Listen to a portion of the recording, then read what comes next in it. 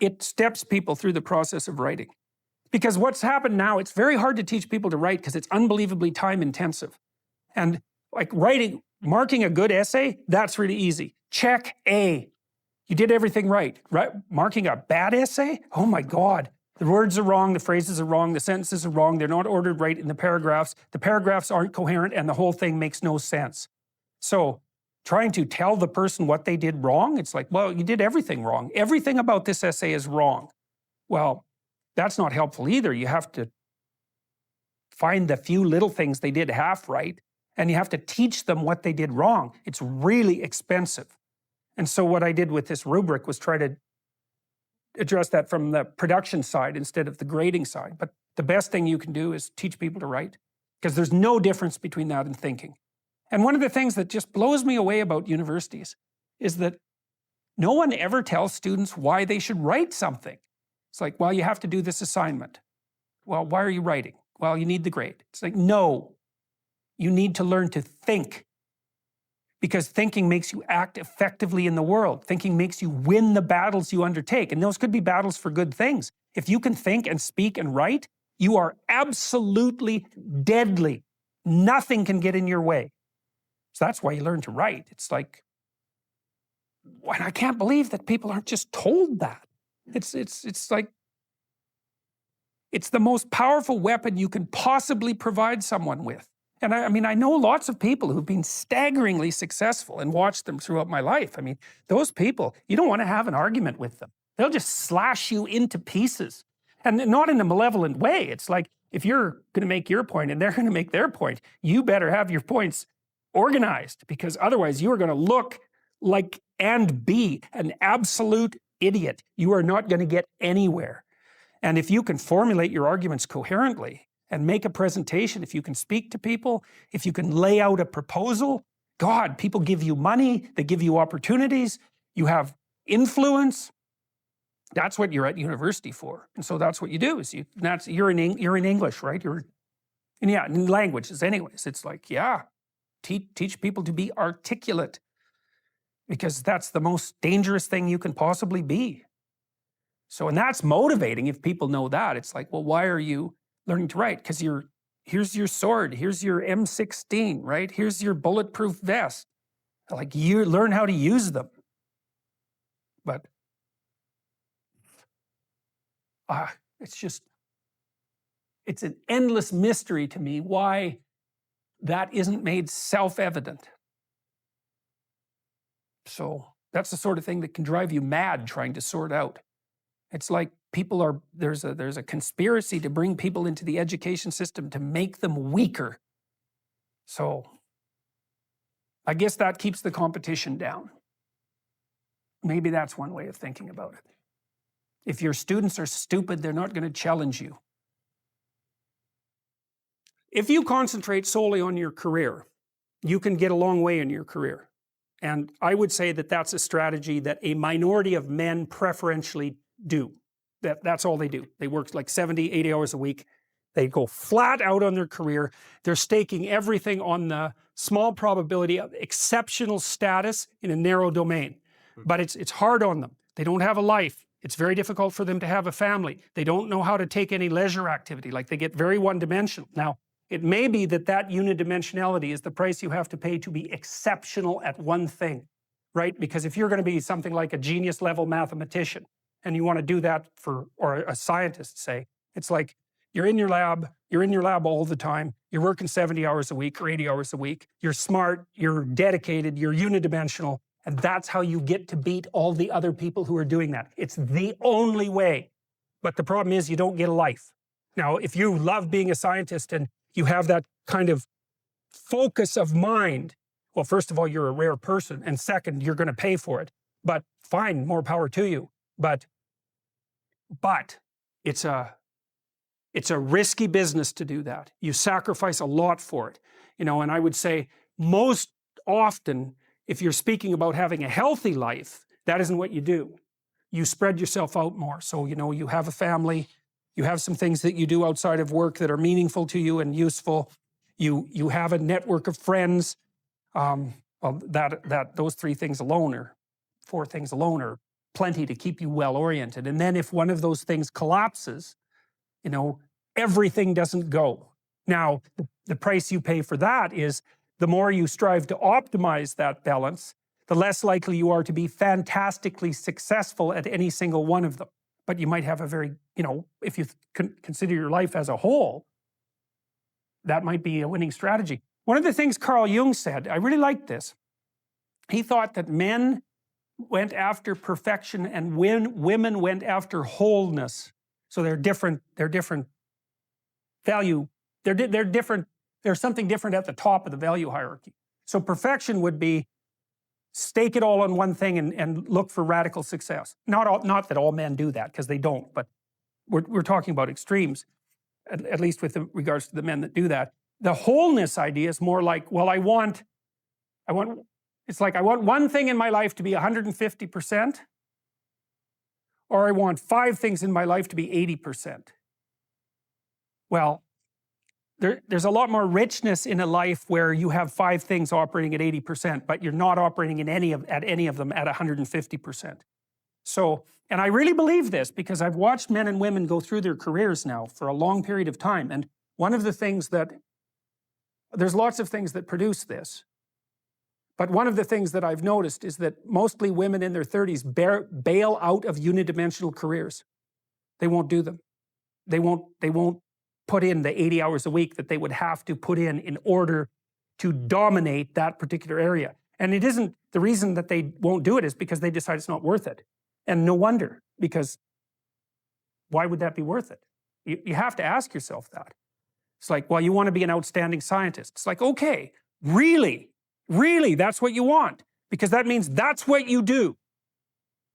Because you're competing with other people, you know, they're smart, they're hardworking, and if you want to be at the top, you have to be smarter and work harder than any of them. And working hard means working long hours. I mean, it also means working diligently, but in the final analysis, it's also an additive issue. If I'm smart and hardworking and I can crank out for 70 hours a week, and you do it for 30, it's like, in 2 years, I'm so far ahead of you, you will never, ever catch up. So, anyways. And I think partly, maybe part of the reason too that women are oriented that way more than men, I think there's 2 reasons. One is socioeconomic status does not make women more attractive on the mating market, but it does make men more attractive. And the second is women's time frame is compressed, right? Because guys can always say, well, I'll have kids later. And they can say that till they're like 80. Whereas women, it's like, no way, man, you got to get it together by the time you're, let's say 40, but really probably by 35, but definitely by 40, because otherwise it ain't happening. And that's bloody dreadful. Like, the most unhappy people you ever see, no. No. One of the common routes to extreme unhappiness is to want children and not have them. I wouldn't recommend that. You know, you see couples who are in their 30s. 1 couple in 3 over the age of 30 has fertility problems. That's defined as inability to conceive after 1 year of trying. 1 in 3. So it's worth thinking about, because people are very, very unhappy if they want to have kids and then they can't. Man, you're in the medical mill for 10 years if that's what happens to you. We've got a hypothesis that we're still working out that's supported to some degree by the relevant literature. So imagine that you're looking for a stable partner, right? So you might think, well, what do you want in a stable partner? And at least in principle, one of the things you don't want is too much mismatch between you and that person on the 5 fundamental dimensions. So for example, if you're really extroverted and you have a really introverted partner, you're going to engage in continual conflict about how much social activity the 2 of you should subject yourself to. And it's very, very difficult for people who widely differ on those dimensions to come to consensus, because it's not just a matter of opinion, right? It's really a matter of different, if you're looking at extremes, of really different types of people. And the thing about introverts is they just don't enjoy large-scale social interaction that much. One-on-one, they're often fine, but in a group, they don't like that, and it tires them out. Whereas a real extrovert, it's like you isolate them and they just wither on the vine, because a huge part of what actually motivates them in a positive way is tangled up with social interaction.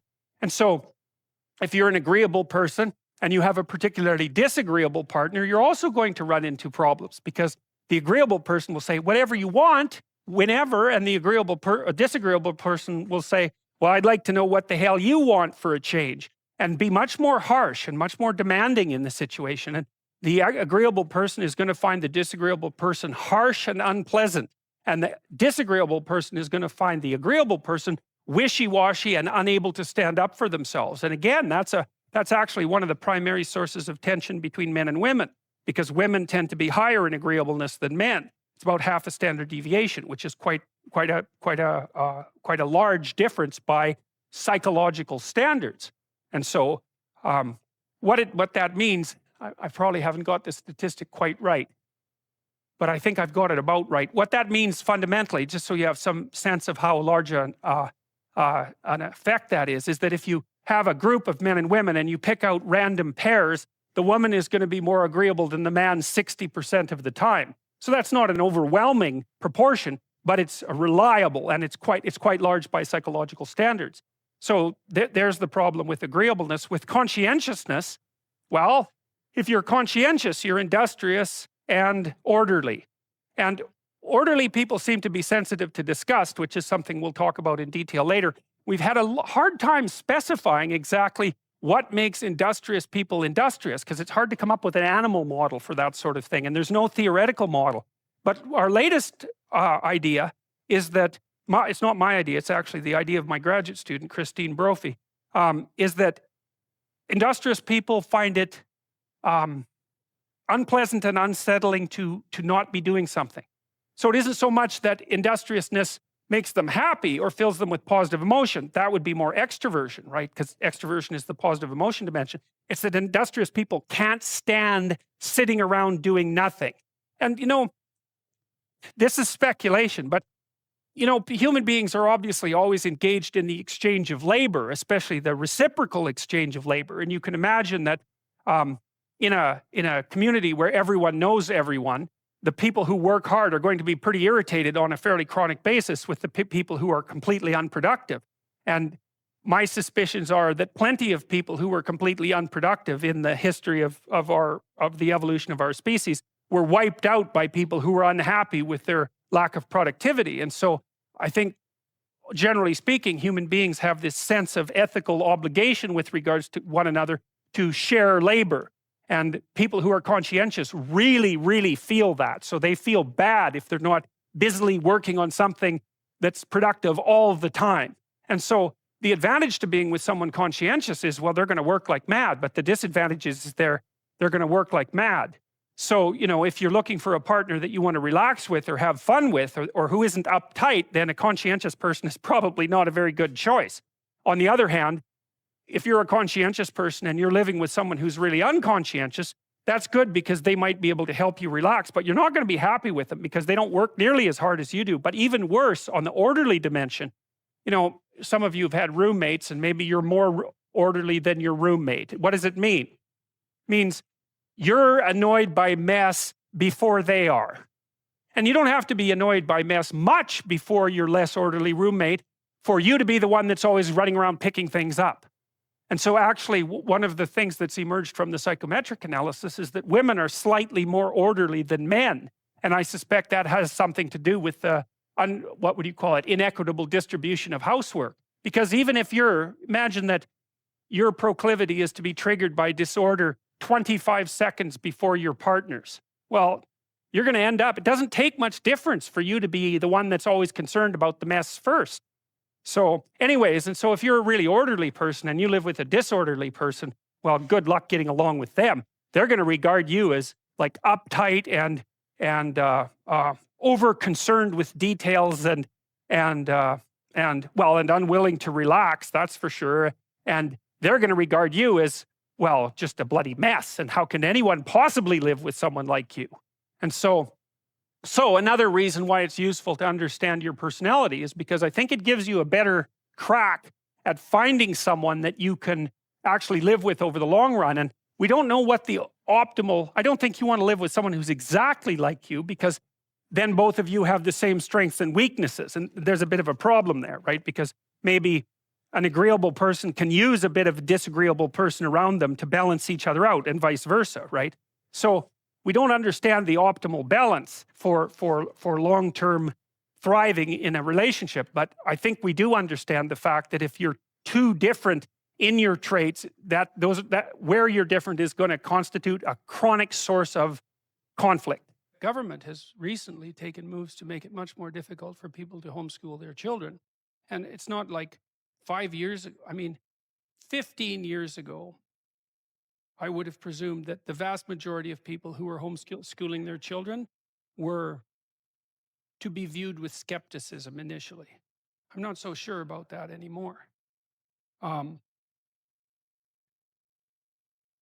You know, for example, I was sent a poster today. Someone sent me this link that they found in a local junior high school. And one of the media pieces that were recommended on this poster was a movie called Hedwig and the Angry Inch.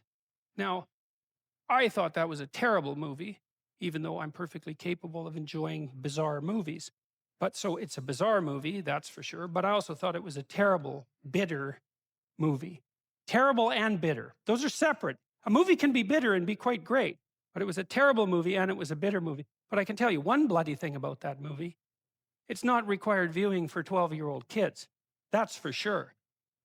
So I think you have increasing reason to be skeptical of the public education system. I also looked at the Elementary Teachers Federation of Ontario's guidelines for education from kindergarten to grade 8, and what that is in essence, and I think I will do a video about it in the relatively near future, is a blueprint for transforming children into social justice warriors. It basically says that.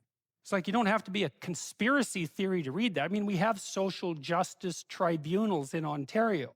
And so the idea is, well, if you're going to get your children, if you're going to get people to, what would you say, favor equity properly, well, then you better start teaching them while they're young. It's like, maybe not.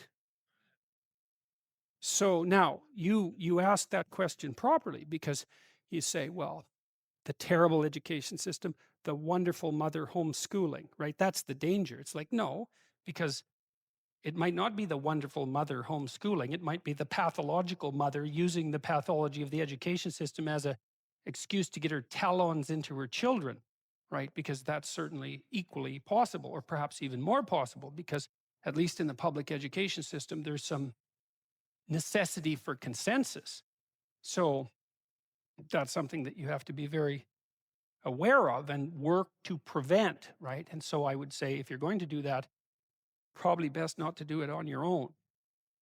And it's like you need a board of advisors or something like that. And so maybe it can't just be you, and you have to figure out, well, what is the aim? And how are you going to manage that? And what makes you think you can do it? Even if it's being done badly publicly, what makes you think you could do it better?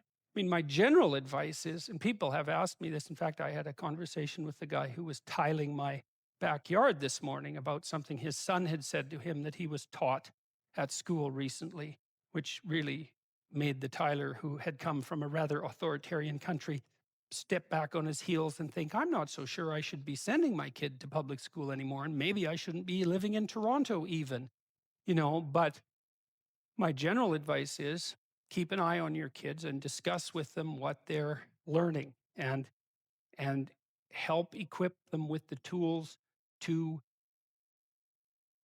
not only to articulate their own viewpoint in response to what they're being taught. Now, the problem is, you might not have the time nor the ability to do that. That's no simple thing.